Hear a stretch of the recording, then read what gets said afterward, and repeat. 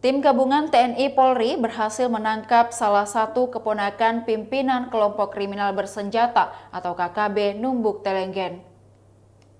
Anggota KKB tersebut diringkus setelah tim gabungan melakukan pemeriksaan di posko pada pengendara yang melintas di distrik Gome, Kabupaten Puncak, Papua Tengah pada Rabu 5 April 2023. Saat itulah Yominson Murib atau YM melintas dan dicurigai aparat.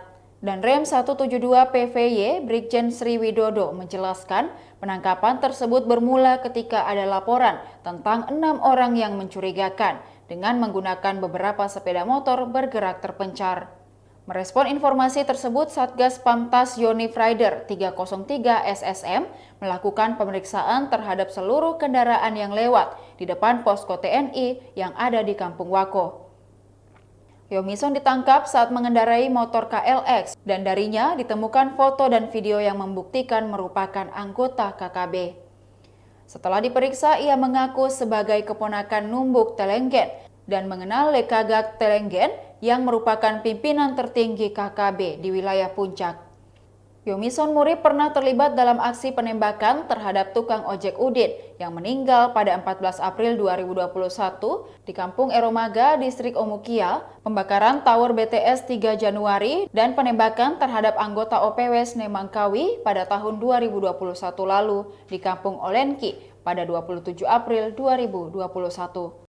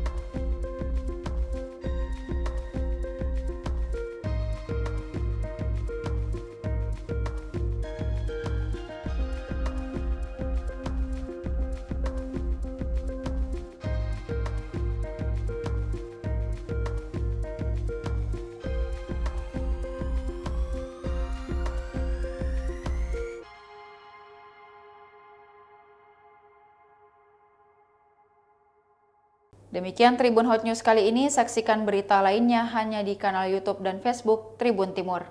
Terima kasih sudah nonton, jangan lupa like, subscribe, dan share ya!